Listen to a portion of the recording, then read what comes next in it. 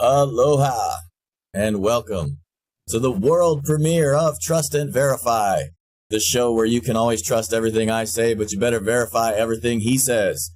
We are here tonight. We're going to do things a slight bit different than we normally do them. We will explain some things along the way. We'll tell you what's going on, what our future plans are, because this is new. So stick with us for a couple weeks. We'll try to keep you a little bit more informed. We'll give you some of the inside scoops. But for now, I'd like to introduce my friend, my partner, hashtag no homo, Boogie Bumper. Boogie, how you doing out there in land down under? Very good, James. Thanks for having us on. It's a pleasure to see everybody in the chat. It's a pleasure to see you, my friend. Yeah, it was funny how this came about. It was instantaneous, immediate, hectic brainstorming for around 3 hours. Once we decided we were going to do it, 3 hours later, we had all the accounts set up. We had the set set up. We had an intro video. We had a theme, and we were ready to rock and roll. But most importantly, this time of night, you know, there's a market out there, like we've often discussed, the wolfmen and the alcoholics. They need someone to cater to them. And who better than a Hawaiian and an Australian floating out in the middle of the ocean? Because as you know, wolfmen don't swim. So we are now free to upset the wolfmen and the alcoholics, and they have no way whatsoever of getting to us. But plenty of stuff going on. I just want to, let's get straight into it. I've got a topic for you, James. This week, my friend, there was news came out about an FBI mole. You heard this story, the FBI mole, which yes. Actually found, I found that quite refreshing news, because instead of a mole with implants, we're talking about a mole being implanted into the Trump campaign. So that was a lovely shift away. Sebastian Gorka, if I can just bring this up for you, says the FBI and the DOJ should be investigated over alleged mole inside the Trump campaign. Once again, nothing to do with Stormy Daniels. I've got a question for you, and I'm going to play devil's advocate here. Are people right to be getting frustrated now after a year, 2 years, and no arrests on the quote-unquote good guys side, no perp walks? I mean, I'm like you. We're pretty patient, laid-back guys, okay? Now we find out, as on top of the illegal wiretapping, okay, on top of potential rigging, on top of the most scandalous and enemy media campaigns we've ever seen for a sitting president, on top of the lawfare, judges taking the law into their own hands, essentially going against the Constitution in order to stop Donald Trump. And now we see, the FBI, the DOJ had operatives implanted in the 2016 presidential election campaign. Are people right now at this point, are they justified in saying, you know what, to hell with this, burn it all down, we're sick of it? Or should we remain patient? What do you think? I think both. And that's, I know that's kind of hard to sometimes conceptualize, but I think in public, we need to vocally continue to call for what we want. I mean, if we the people ever expect to get the things we want, we have to be vocal. We cannot be the silent majority anymore. We have to be very explicit and very clear that this is what we want. We weren't playing games. It wasn't campaign rhetoric. We were not trying to, just get Trump elected. No, we really meant it. Lock her up. At every rally, and still to this day, every rally, the people chant, lock her up, lock her up. And lock her up kind of a more global meaning now. It's not just about Hillary Clinton. It's not just about any one person at all. It's about basically the entire previous administration. The more and more and more things that keep coming out, the leaks that, they were putting on, start to become very apparent that, we had an out of control totalitarian government. 1984 was already here. We just didn't realize it. We never thought it was this bad. We only thought it was about to happen. We didn't realize that it actually had already happened, and that everybody in the mainstream media is complicit in it, and that all of the politicians on both sides of the aisle were complicit in it, and that there was this minor few people like Nunez and Jim Jordan and, the entire Freedom Caucus that were literally fighting back, but that we were already under a state of a police state. that these guys were manipulating everything, including the information we were getting. And people really didn't realize that. And now it's no longer just the small percentage of us that actually know this. Now it's the entire country. Now both the left and the right, the mainstream, middle of the road Americans understand that it was the deep state for real, that this thing is not a joke. It's not a conspiracy. So they really exist. So having said that, I look at the things that I've said about Jeff Sessions, right? I've never said, trust Jeff Sessions. I've said, I can see he's working. And he is. We've arrested more pedophiles. We've arrested more human traffickers. We're getting tough at the border. I mean, he just sent down extra people in order to put in an express lane for repatriation back to Mexico. Like literally, he's working hard. And I did read from, you're a poker player, so you'll get this, that Jeff Sessions sucks at poker. When he went to his last Senate hearing, he basically gave the game away. When you do this, when you're like, oh, shucks, yeah, blah, blah, and you're just kind of talking kind of cash, and all of a sudden a senator says something about uranium one, and Jeff Sessions is like this all of a sudden. No, sir, this is what it is. This is what it is. And he's correcting senators point by point by point. When you see that, you know that guy understands that subject matter upside down, left and right, and inside out. And so that's what tells me that uranium one is the linchpin here. This is the thing that this entire prosecution for a lot of these deep staters is going to turn on. Is that's going to be the turning point. It might not be the big grand finale, but it's definitely going to be the turning point.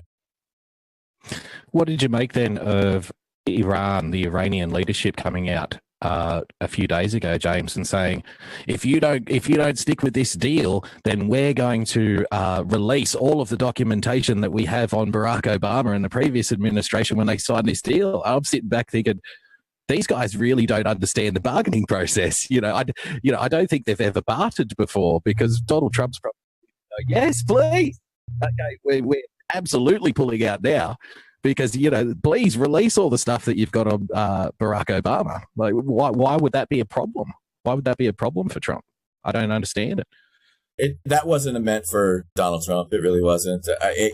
They're not that stupid. I mean, look, we don't like them. They're an enemy, but they're not stupid. They're not a ignorant enemy, or their country wouldn't be one of the more, I guess I want to say, closer to a 21st century country. Even though they have some backwards laws over there, you see that the people are, even though you see it in the movement where all of the women are taking off the hijab, is that, they're still wearing, Western styled tennis shoes and Western styled blue jeans. So there is some factors there you can point to and realize that they're not stupid. So what they're doing is in my opinion, they're negotiating with people like John Kerry. They're saying, hey, do your job or we're going to out you. Now, from the people on our side, I hope that not a lot of our team, the people that are watching this show right now, don't start celebrating Iran exposing them. Because let's face it, we can't trust any name they give us. We can't trust any document they give us.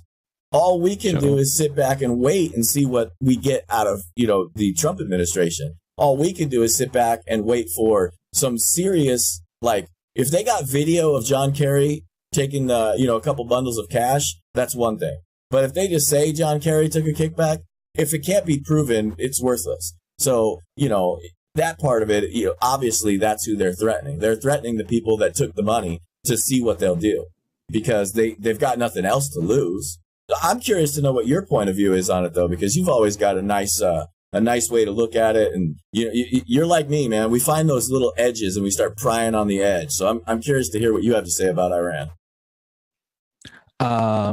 Well, okay. Well, first of all, some facts. And what displeases me a lot, James, is when people act as though Iran is some kind of pushover, because that couldn't be further from the truth. Iran is not some kind of cream puff pushover schoolboy with suspenders that you can just knock their books out of their hands and, they cry, run home to mummy style. That's not generally Iran. This is the people, for example, during the Iraq War, when they asked for volunteers at the start of the Iraq War, they had 5 million men turn up. In order to clear landmines, men would volunteer. They would read the Quran as they would walk across landmine fields and, you know, have their legs blown off, basically, while they were reading the Quran. So, you know, if we think we can just go in there and start pushing these people around, then we're very much mistaken. The other thing is, too, that's interesting, I find, with the skirmishes with Israel. Now, it's late night, so here's another fact for you. Whenever you're in the position to perhaps question some kind of Israel foreign policy, you can be prepared for one thing. You are going to likely be labeled as some kind of anti-Semite. And that is an unfortunate way to discuss issues of such important nature. So I think it's difficult for Iran to say that their actions are defensive because they are moving troops and artillery and armaments into regions which are close to Israel. And Iran has a long history of threatening Israel and Israel's position in the world. So when Israel are taking out targets alongside their borders, then they can be justified, I think, in that action. Then on the flip side, though, people say, well, Iran was invited into these areas, you see, to protect against Israeli expansion. So it's an absolute shit show. But what I don't like is this air of infallibility that comes around when we discuss, you know, Israel foreign relations. You know, I don't like the labeling that goes on, and it makes it very difficult then for the media, for example, to accurately and concisely report goings on in regards to things like the Iran deal, because they're so beholden to this kind of political correctness, which constricts the arguments that could be had. I hope that Donald Trump isn't also constricted in that sense when dealing with Iran. I've got a little article here for you, James, if I can throw it up. This is fun.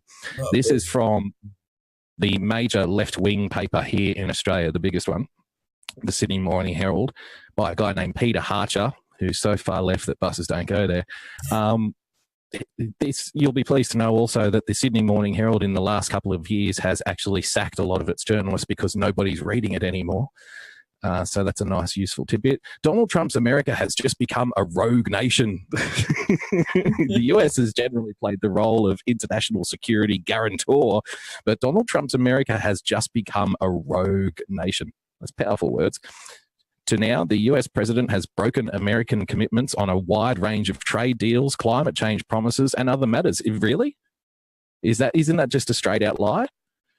You know, you see the way he's wording it here, don't you? The US president has broken American commitments on a wide range of trade deals, climate change promises, and other matters. You say he's breaking someone else's promises, therefore he's breaking promises. That's interesting. But his announcement withdrawing the US from its international nuclear agreement with Iran and 5 other countries, plus the European Union, makes the US, quote, an active disruptor of international security, James. The world is going to burn again. Just for a little bit of context, though, guys, the US was also called a rogue nation back in August last year when they left the Paris Agreement. They were also called a rogue nation back in 2013 in regards to dealing with Iran and North Korea, and they were also called a rogue nation back on the 21st of September last year by none other than Kim Jong-un. So this isn't a new thing by the media to call the US a rogue nation. But one more thing here, and then I'll go back to you. See, this is the kind of stuff that I find interesting. The agreement enshrined in the UN Security Council Resolution 2231 runs until 2225. The European signatories, Britain, France, Germany, and the EU, say they want to keep the deal alive despite the US walkout. So don't you find it fascinating that Donald Trump runs on the pledge to get rid of the Iran nuclear deal? He's now breaking his promise, America's promise, and all of the same people who have allowed, say, the European migrant crisis, the removal of Gaddafi from Libya, the destabilization of various countries around the Middle East are all now in the hat saying, we've got to keep this deal alive. You're threatening national security. You're threatening the international security of the world, Donald Trump. So it's moments like that when I think, well, he's probably on the right track. Yo, I could not agree with you more. I mean, it's obvious to me that he's on the right track. The second you take into consideration who is the ones that are complaining, who wants us to stay in the deal, the people that we, the American people, wanted voted out. Like, literally, we deliberately, specifically named people in the British government, in Germany, like by name. The people that voted for Trump were saying, I don't want to say the bad word, but screw Merkel. Like, that's literally what we were saying. We were saying, screw Macron. Like, literally, these are the people that supposedly now somehow we're supposed to say, oh, well, let's respect their opinion today. No. The reason can we kill two birds with one stone there? Can we get Macron to screw Merkel if possible? He does like older women, so he may not be. He may find it less offensive than perhaps a younger, more virulent gentleman. But anyway, yeah, well, that's true. I mean, I think this is a bad joke, people, so forgive me, but I think she's about the same age as his wife. So, but it's okay. It's 1:20 in New York. There are no bad jokes. The alcoholics love it. See, Fritz Hader made the same joke. I see your comments. Way to go. So yeah, I mean, we can't pay attention to these people. We gotta worry about making America great again. And we're not destabilizing the country. We thought this thing through. That's why we voted for Donald Trump, is that we already knew. In fact, you can look at what Iran said immediately following the Donald Trump's announcement that said, ha, by the way, we lied. We do have nuclear material and we're going to go ahead and make one of those bombs. I mean, come on. You can't have it both ways. You can't be on both sides. And then suddenly out of nowhere, out of left field, the UN nuclear inspector just quit. Like, I'm out of here. Yeah, there's no such thing as a coincidence, in my opinion. These guys are being told, look, we got the evidence. You either get the hell out of our way or you're going down.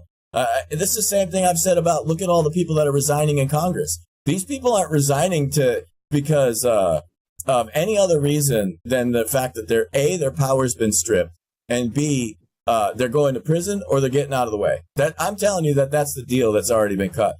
Which brings me to another point, which if you don't mind, I'm going to shift topics because it goes perfectly right here, is that North Korea. What I have to say about the North Korea deal is, everybody needs to pay attention, is that North Korea is already done. The deal's already been made. The evidence is right in front of your face. P.T. Barnum is about to put the greatest show on earth on the planet right now. And what I mean is that you can tell Donald Trump doesn't lose. He doesn't like to lose. In fact, he hates to lose. And so if you look at what the buildup is and what's going on and where we're going to do this thing and how we're going to do this thing and how he's promoting and how he's allowing Kim Jong-un to take center stage and save face and make sure that this deal goes off like the biggest deal that's ever occurred anywhere on the planet in any kind of context. I'm telling you, we're going to see jets flying overhead and bands explode into song, and the people of North Korea finally eat a freaking meal instead of about a pinch of rice. Because why? The deals are already being exposed and in place where Mike Pompeo's already telling you, we're going to give them economic support. What does that mean? That means that we're going to feed his people. We're going to make sure that his people have food for the first time in a very long time. But make no mistake, you're watching P.T. Barnum show you how to sell the best show on earth. What do you think? Well, I think this is a start. A quote here from the ABC article, James. North Korea, US to lift sanctions on Pyongyang if it meets nuclear demands, Mike Pompeo says.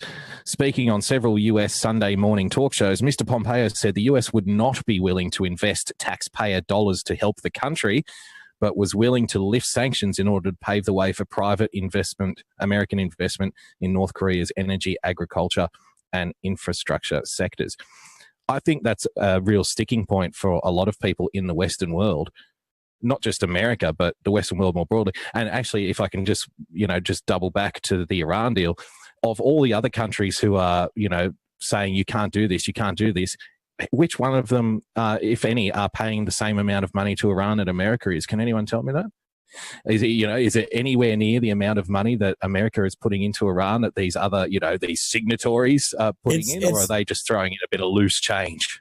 Well, it's actually the opposite. They're actually just they're filtering. It's almost like it's like the end user here that's actually getting the money is Merkel. They just exposed that she's got like the German country has got like $5 billion annually in business earnings coming out of Iran. So essentially, they're the actual gas tank that's getting filled by Americans' fuel pump. And that's being money. So all the money that they're being allowed, that they've got a lot to lose here. This is what they're complaining about. When Germany's going to lose $5 billion in business because they may have to put these sanctions back on Iran, that's what this is about. This is about dollars and cents. And so you're absolutely right. They're not putting money in. They're taking money out. So it's even worse than I thought. Not only are they not chipping in, but they're getting payments under the table as well. See, because that's what I think a big sticking point is, James, for people in the West. The amount of taxpayer money that goes to these little endeavors, these little treaties, these little arrangements that these politicians have been signing over the last 20 or 30 years. And what do you get for it in return? You get told that you are a rogue nation, that you're destabilizing the world. You get told that you are the root of all evil and all racism and all horrible things in the world. And your culture is disgusting. Your foreign policy is a joke. But please, can you please send us more billions of dollars, because obviously our system is pure and running efficiently, which is why we need the aid money in the first place. I think that's a big sticking point, almost more so than even sending troops and stuff overseas. I mean, the foreign aid, for example, there are that many studies out there on foreign aid.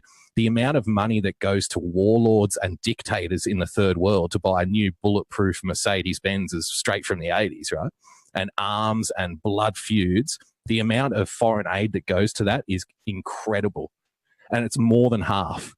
It's more than half. So we kind of get played. They play on our emotion. They say it's your responsibility. But then these people take the money from you and divvy it up however they see fit. It's even worse than that. We've been beaten internally and externally ideologically. This is what the MAGA movement has been all about, is that think about it like this. All this money we send in foreign aid is welfare. If you don't agree with welfare in our country, why in the world would you agree with welfare in a foreign country? It's the same thing. It's teach a man to fish and he'll eat for a lifetime. Give a man a fish, he'll eat for a day. And that's exactly what's occurring all over the world. These foreign aid dollars should have dried up a long time ago. This shouldn't have been foreign welfare. It should have been exactly, hear me again, exactly like they're doing in North Korea right now, where they're going to allow private business to invest in infrastructure, agriculture. Notice nowhere in there did I say munitions or weapons or planes. No. Infrastructure, agriculture, private industry, not welfare. We are going to invest and get an ROI, which is return on investment. This is how Donald Trump is going to successfully renegotiate almost everywhere bilaterally with every country on the planet. We're done giving welfare, not only to our people, but to the world. We're going to start teaching men to fish, and they're going to start feeding themselves, starting with North Korea and spreading out from there in a positive manner. It's going to be amazing to watch. It's why I said, get ready. P.T. Barnum is here. And, when you open up those channels, you also open up channels coming back the other way. Check this story out, James. This was from... Oh, yeah, dude, that's awesome. I saw that. Oh, my Lord, dude. I thought, dude, instantaneously, I was like, that is an awesome thing to see. Yep. To make a $40 billion investment in one of projects, U.S. infrastructure development, according to a media report. The announcement may coincide with Trump's visit to the kingdom next week. Sources familiar with the matter told Bloomberg News. However, they cautioned that no final decision has been made and the announcement could be delayed. So, yeah, hey, guess what? You got a businessman in the office. Here's a funny little personal story for you. Everyone's saying that Donald Trump, it's bad. You can't elect a businessman. You can't elect a businessman because obviously the lawyers and the hack union representatives have been doing such a great job for the last 30 years. But you can't have a businessman in the White House. And Lady Boogie, my wife, who doesn't care for politics at all, not one iota. We were watching some slanderous news report the other day saying, this is horrible. Donald Trump, the businessman, all he cares about profits. Well, guess what? She said, why is it bad that a businessman is running the White House? And I'm like, I don't know. Why don't you tell me? Why is it bad? And she said, well, he knows how to handle budgets. He knows how to get the best deal out of people. He knows how to negotiate. This is all natural skills to a businessman. I don't see why it's a bad thing. So there you go. Someone who's not even 1% aware or interested in any kind of political news whatsoever. It just makes sense. And then when you see reports like this, 40 billion coming back the other way and private investment going into the least, the most closed society on the face of the earth in North Korea, then, I often wonder how long can the anti-Trump berating, media keep going with this charade? How many Stormy Daniels are out there? When does it end? And well, that's why, if I can circle back to my first point, you've got all this good stuff going on, but then you've still got that underlying frustration. People are still looking back for the last couple of years saying, we need more. Maybe we're just being spoiled. Should we prepare ourselves for the idea that nobody's going to go to jail, that nobody's going to get perp walked? And would it matter if they do? Yeah, that's a very good question that I've heard a lot of the more I want to say the more intellectual amongst the MAGA conservatives talk about is the fact that we may never get some of the top players because it's just bad for the country. We may. Don't get me wrong. I'm not advocating for it. What I'm saying is that what Boogie's point, I think, is that preparation is what you should be, right? We're not preparing, to go to stream.me, which is a great platform. You should be there following us right now just because it's good. We're preparing because the likely scenario is that Periscope is going to shut us down. So we need to make sure that our audience and our friends and our message still has an avenue to get out. And I think that literally ties right here is to be prepared to say, look, the writing is on the wall as far as cleaning up our government is that you look at, there was a list actually put out recently that had, 50 plus names of people you would know that were either resigning, retiring, or fired from inside the deep state of our government, including basically the entire leadership of the FBI, half the DOJ, people all over Congress. So you're already seeing that we're cleaning out the swamp. We're already doing it. So it's literally just a question that, what's good for the country? What's going to be the healthy thing? I'm not saying to be quiet. I'm telling everybody watching this to keep saying lock her up. I'm telling everybody watching this, keep saying, Sessions, let's go. Let's get these guys done. Let's start the perp walks. Because I know it needs to start. You see it around us that it's happening. It's happening right now, but a lot of it's happening behind closed doors. Why? Because the mainstream media has not been pushed into a position to be forced to cover it. And that's what it's going to take, alluding right back to the point you were just making, is when is mainstream media going to be forced to cover this stuff? Or are they going to just ride the good ship Stormy Daniels all the way to the bottom of the ocean? I mean, that's possible. They could do that, but it's not like the good ship Stormy Daniels hasn't been ridden before, James. So we may be riding Stormy for a long time to come, and for quite a bit of money, from what I understand as well. So yeah, I mean, her payments have gone through the roof. You'll be pleased to know it's happy days for agents in the porn industry. I think I just read that somewhere where she's jumped up to something ridiculous like $40,000 an appearance now. That it's literally like she could go on tour with Hillary Clinton giving speeches. Me too. She said, "Why did Again. Why did?"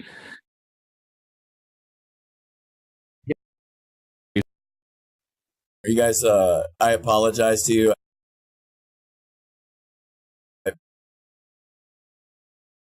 now. Hopefully you guys can hear me. I got you now. It's definitely, let me tell everybody what's going on, right? Tonight is the day that Boogie and I decided we're going to do the premiere of the show tonight. Tonight was the night, and then we realized after we had already selected the date that today was Mother's Day. And we both kind of went, uh-oh, today's Mother's Day. So we said, okay, we'll work around it. We'll figure it out, right? So now today, what have everybody that's broadcasting been dealing with? Windows has decided that today is the day to update Windows. And it has a major upgrade available. And that major upgrade has been crashing computers all over the world. So today, that's why the audio is getting a little bit more choppy than it should be, is we all probably have updates sitting there waiting to crash our computers. So make sure you do a backup of all your data before you do this update, because I know other producers and broadcasters that have lost the complete ability to use the audio on their laptops or on their computers. So they're trying to work around it, but they've lost that ability. So that's what I'm blaming Windows, even if it's not Windows. So that's what's going on. Since we've already segued into an audio crash, why don't we tell them about our format updates, Boogie? What do you want to start talking about? Our format updates. Well, like the behind the scenes stuff, the stuff we haven't shared with them yet. Like our Zoom, how we plan on doing that stuff, and things like maybe the possibility of an after show. Yeah, that's that would be exciting. So what we were talking about doing, guys that follow James, you would know this already. James has been working pretty hard to integrate Zoom into these platforms. So what we're going to try and do is, if we do more shows, then maybe once a week or so, we'll do an after show. And then during the after show, we'll open up a Zoom and it'll be like talkback radio. So if you've got a topic or you want to make a comment or whatever, we'll put it out on Twitter and we'll take the first 5 people to come into the room, and then we can talk and have a back and forward, and you can get out there and get on the show if you want to. So, and you can even be on camera if you want. You don't have to be on camera if you don't want. So Puddle Mama says if. Well, you never know. So that's what we're hoping to do sometime in the future. But this is like James said, this is our first ever role at this, and we're going to, what we do is probably going to evolve as we get further in, because we'll get more comfortable with the idea and we'll have more ideas and we'll bring things in as we go. So, for a first time out though, only one choppy audio moment so far. I'm happy with that. I'll take it. Yeah, I'll take that. Yeah, so to kind of dovetail in with what Boogie was just talking about, one of the other things we talked about was that from now on, what we may do, maybe as soon as next week, to be honest with you, is what we'll do is we'll start a Zoom room right 15 minutes before we go live. And then we'll take whoever joins the Zoom room before we go live into that Zoom room, and then we're going to lock it down. So if you get in there before the show actually goes live, you'll get kind of behind the scenes access. You'll be able to watch us do pre-show. You won't be able to talk to us. We won't be pulling questions, but y'all will be able to watch the show from inside the Zoom room. You'll be able to have inside access to the back show, see what's going on, see what we're talking about, how we're prepping, what's going on. And then as well as after the show, for the after show, like he said, we can actually do talkback radio during the show. So if you look at Boogie's camera right now, he's showing you his desk there, right there. He has the ability. All right, I'm going to let a tiny secret out of the bag. There's more than one producer on this show. And so that should be fairly obvious. And so what he has the ability to do is monitor the Zoom room chat live time while we're doing the show. And if there's a great comment, like we talked about, you remember all those in this development, is that if there's a great comment in that Zoom room chat, he can literally interrupt me and he can take over the show and put you live right in the middle of the show because you had something very relevant to say. Now, it's not going to happen a lot of time, but it is a possibility. It's a way that we can take this show and make it even more next level interactive with the audience. We want true talkback radio. We do not want to just sit here and preach at you and tell you how smart I am. I want to hear how smart you are. I want to make sure we're engaged and sharing comments. And so I think the future looks extremely bright. And in fact, we have one more huge surprise for you still. still to come in this show. So we're not going to tell you what it is, but I promise before the night's over, you're going to see something that you may or may not have expected to see in a show. What do you think, Boogie? I'm going to have to push back on you a little bit there. I most certainly want to spend the entire hour show talking about how smart I am. I most certainly I just want to have that looped back into my brain over and over again. I want to boost my ego tremendously. I want to take over. I want to dominate. To hell world with the domination, baby. Smart as me. Yeah, all of that stuff. No, all jokes aside, no, because that's what it's all about. And see, one of the reasons that these new terms of service, the new censorship rules are cracking down is because with mediums like this, with platforms like this, it's a new level of direct interaction. It's not like Twitter where you can just post a comment out and you get comments back. You can interact on a voice level. And because so much more communication goes beyond just the text.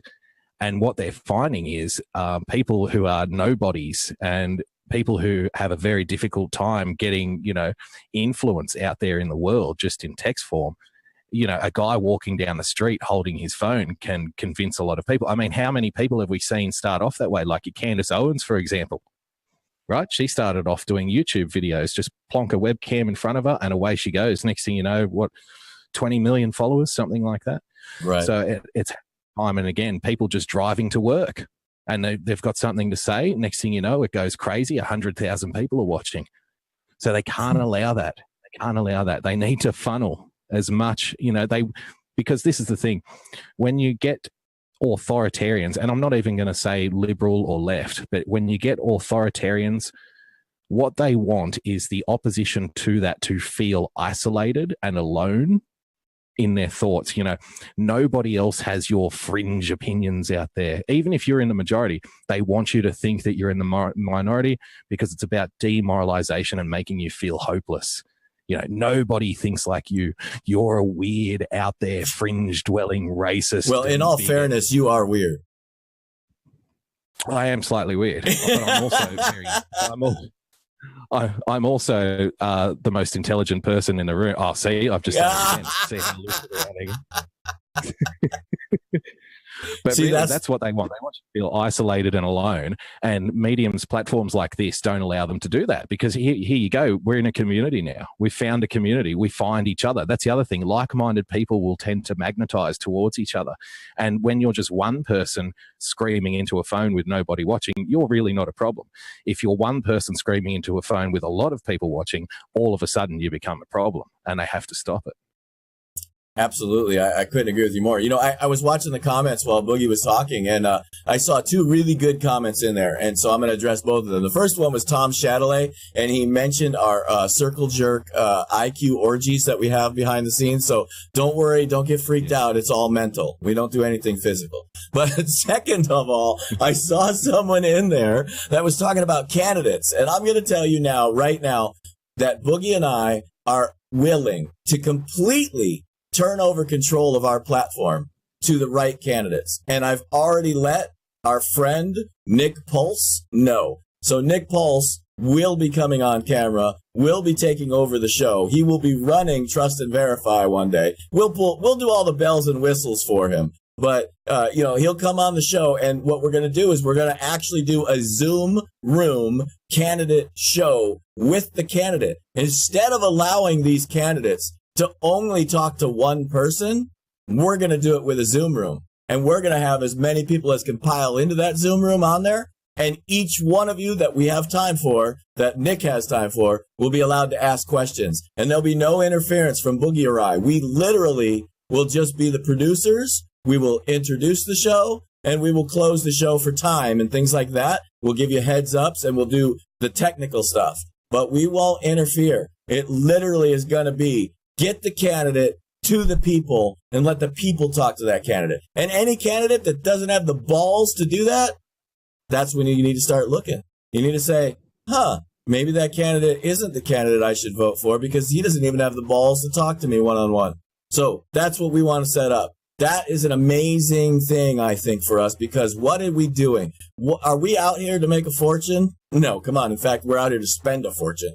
Are we out here to, you know what I mean, try to become the most popular person on the world? I mean, come on. We're the probably the two most self-deprecating people on Periscope. Like, our whole purpose is teach people how to think for themselves, give you the relevant information, show you some little corners so you can think for yourself, and most importantly, elect MAGA candidates at the end of all of this forever. So it's all about those elections. So this is one of the things that we're definitely going to achieve. That's why we've been doing so much research. That's why I told people like Kim when they asked that, you know what, it's not ready for public consumption yet, about the what we're doing with the Zoom room, why I encourage you all to get better at Zoom, connect. And to Boogie's point that he just brought up, wait, I've just said this a lot, is that humans are verbal animals. We were meant to communicate verbally. That is what we are supposed to do. So the written word takes 100 more words to explain a concept than verbally. So that's why, to Boogie's point, this platform is perfect to communicate ideas quickly and more eloquently, actually, than the written word in many ways. So I look forward to this adventure. I look forward to going on this adventure with you. We're running out of time. We've already been going for the fastest 43 minutes in internet history. So I need to make room. I need to clear the stage. I need to get the hell out of my friend's way for that exciting segment that I think is the star of the show. So I am now going to get out of the way, turn the life over to my friend, my partner, #NoHomo. Here we go. Get ready for this.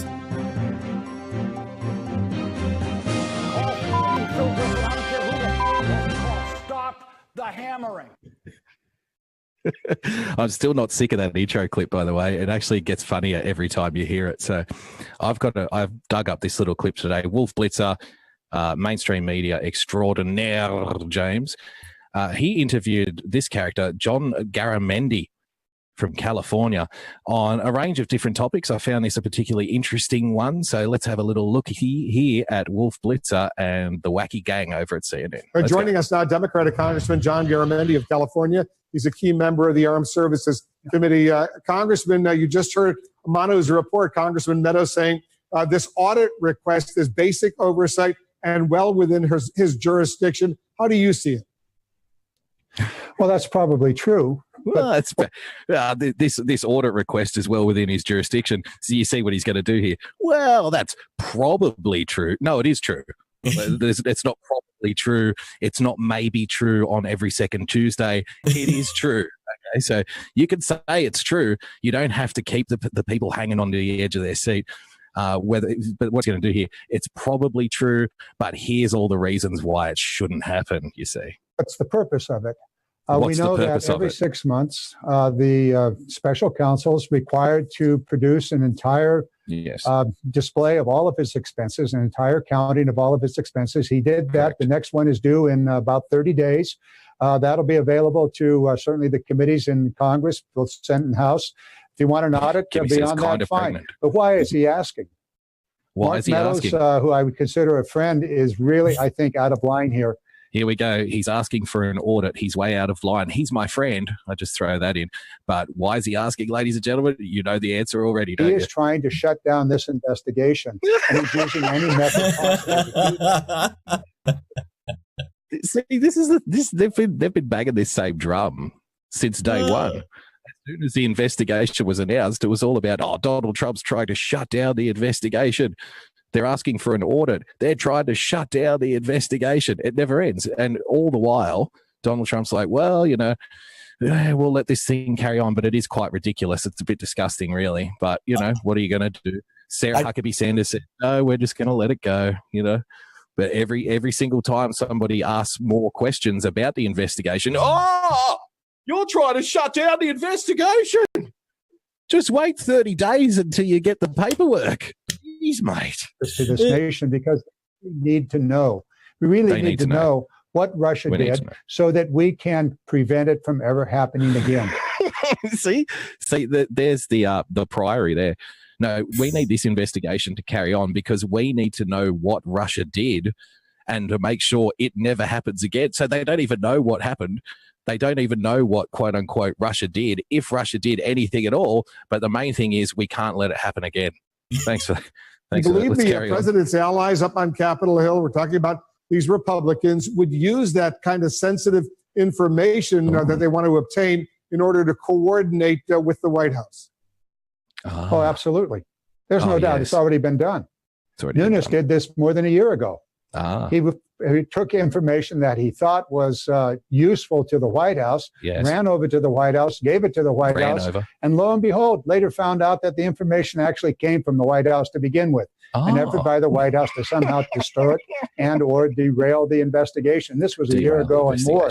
But I find Nunes took particularly damning, indictable, potentially information to the White House, to the president. Oh no, he did his job. Oh no. He's a Nazi. He's a fascist. He did his job. Interesting is that while the House committee is doing its level best to stop the investigation, the Senate committee is doing its level best to find out what happened so that our nation can be protected. To learn the lessons of what exactly happened, make sure it doesn't happen again. Let's see. Actually finishing his lines for him. This is what a great guy Wolf Blitzer is. He knows that this particular gentleman is under a lot of pressure being on the Wolf Blitzer show. He actually forgot to add in his pre-written line, make sure it doesn't happen again. So Wolf, the great guy that he is, just comes in over the top. Don't worry, I'll alley-oop that for you, baby. Exactly happened. Call me. Happen again. Let's turn to another. A Wolf Blitzer alley-oop. Folks, where else are you ever going to hear that? The comment on a rather crude, a cruel and crude joke that White House aide Kelly Sadler allegedly made about Senator John McCain.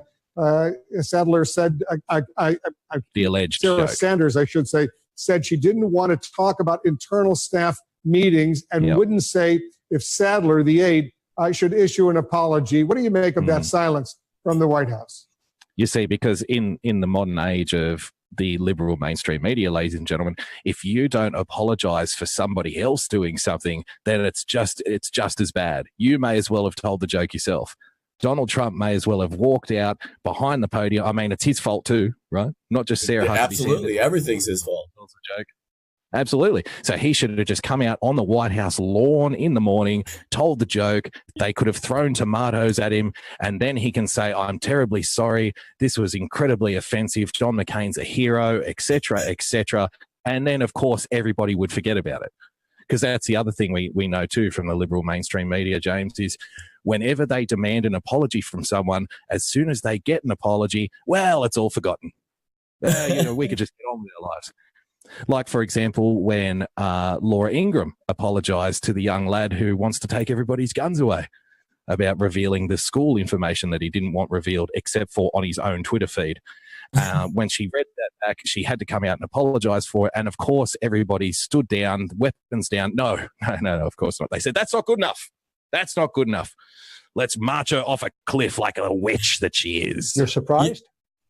This is a White House whose boss, the president, started his campaign by bullying people, by demeaning people, by calling people names, by using the crudest of language. It's like, we need to demand, should Sarah Sanders have apologized for this AIDS joke? Well, what do you expect? Donald Trump's been a bully since day one. It's amazing. But I want to point something out real quick that like this whole line of BS about this supposed joke is I want to point out the highlight. If you need anything else to tell you that this is most likely BS, is that there wasn't a single leak about Mike Pompeo going to North Korea, but somehow there's a leak about a joke over John McCain. Yeah. I believe that. So, has anyone confirmed the joke? Has anybody come out and said it absolutely happened, or are we still in the alleged mode? We're still in the alleged mode. The only people that say it happened is CNN and MSNBC and maybe the New York Times, but like I have not seen anyone say, yes, I was there. It was me. I'm Joey. Yes. And it happened. No, this is all like the same old sources say Donald Trump only peed once yesterday. Yes. See, that's another thing too. What's better than getting someone to apologize for an actual indiscretion is forcing somebody to apologize for an alleged indiscretion that they may or may not have done. Because, this is the other thing too. In previous administrations, James, it wouldn't matter if the person actually did it or not. The media had that power over people because they were so gutless.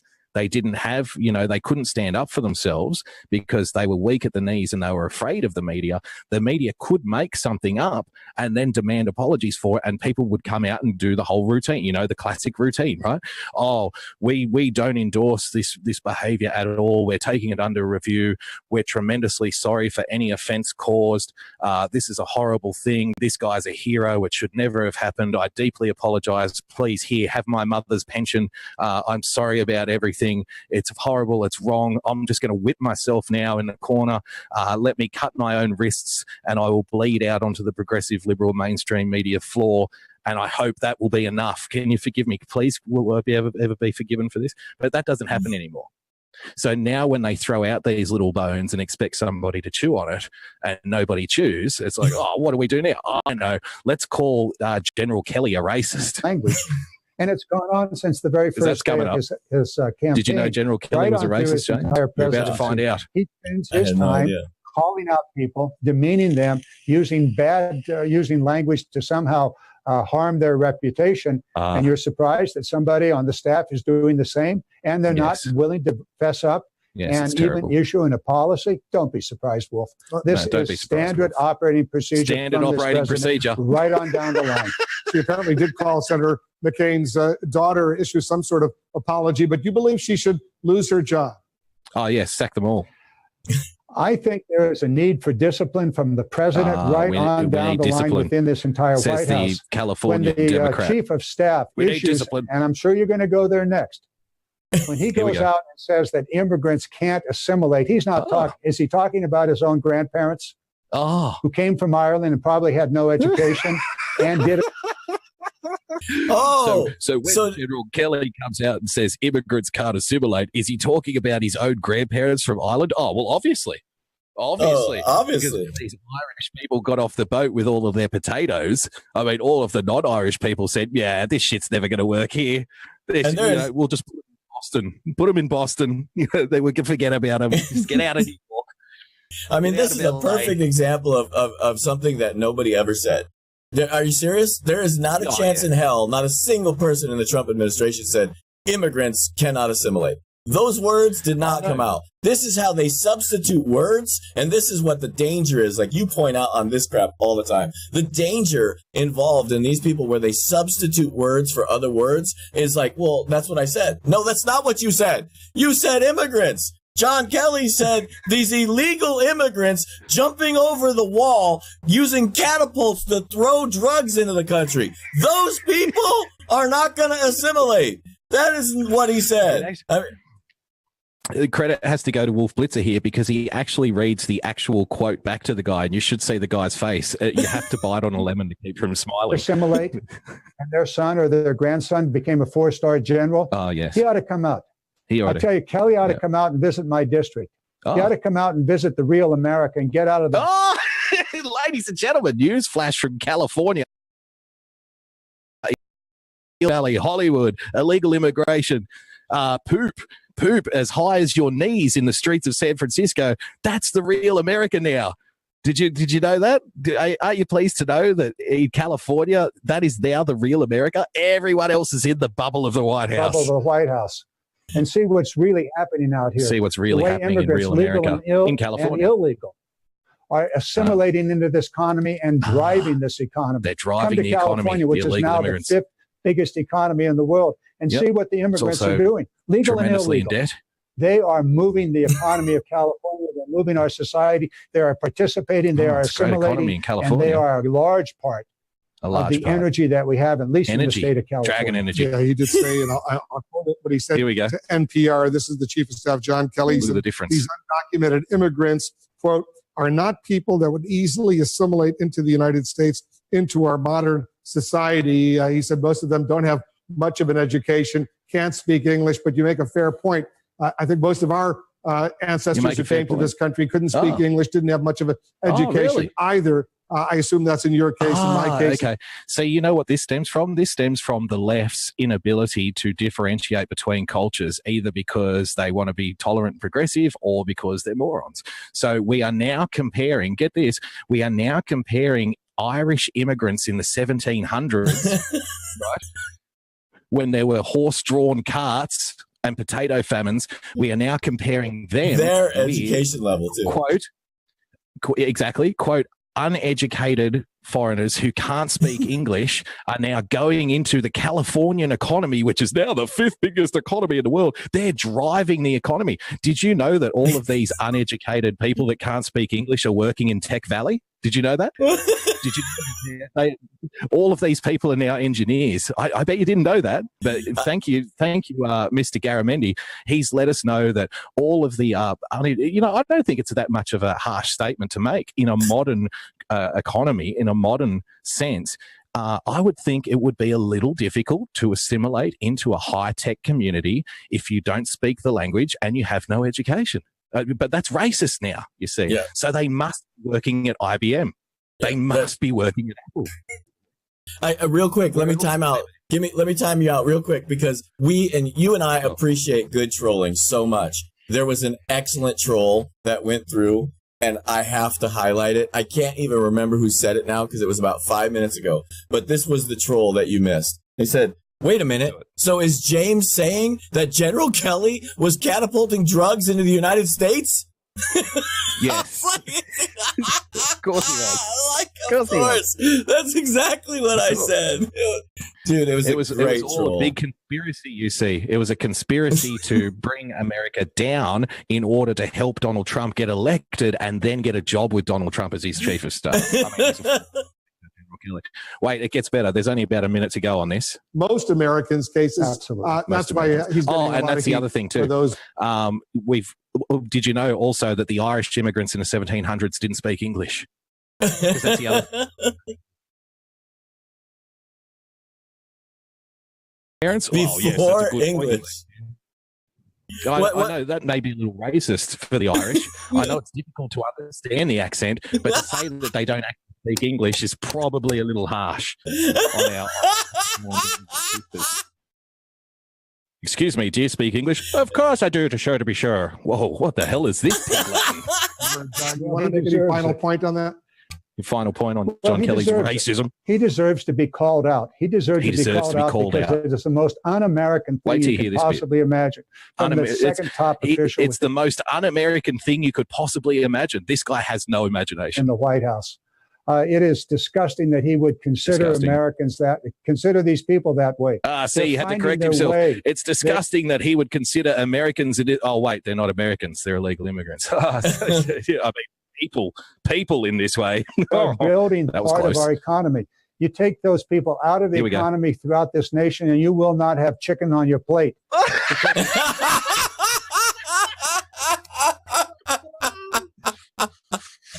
There you have it, ladies and gentlemen.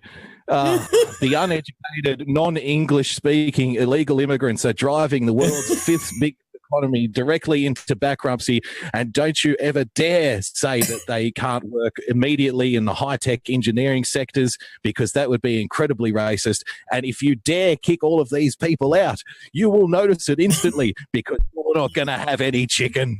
You're not going to have any chicken for you. No chicken for you. Chicken riots of 2018. We're going to start throwing chickens in the street. Oh, my Lord. Yes. Colonel Sanders will be gone. The eclectic California, James. It's real America. It's driving the economy. It's got Hollywood. It's got Silicon Valley, and apparently a lot of chicken farms where nobody speaks English. That's also there. And don't forget about the feces in San Francisco. So there you go. Tremendous effort there from the Democratic chap, John Garamendi. Get on his Twitter. Let him know what a great job he's doing. Fantastic stuff. There you go. There's your hammering, ladies and gentlemen. That was awesome.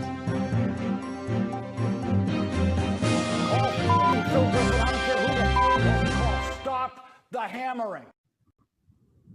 So that, think folks. About the chickens. Next time you're going to vote for a wall, think about the chickens. Think about the chickens. Who's looking after the chickens? Dude, what an amazing segment. I'm telling you, you are the superstar of this show. I bow down to you. With all of that being said, Stop the Hammering was an excellent segment. That will be the final segment of every show we ever do, except for, of course, the political shows where Nick is in control or another brave young politician.